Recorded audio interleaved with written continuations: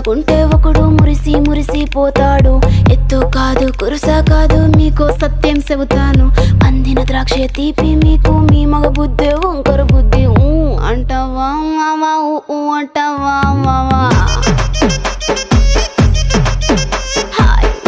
అంటావా మావా అంటావా మావా.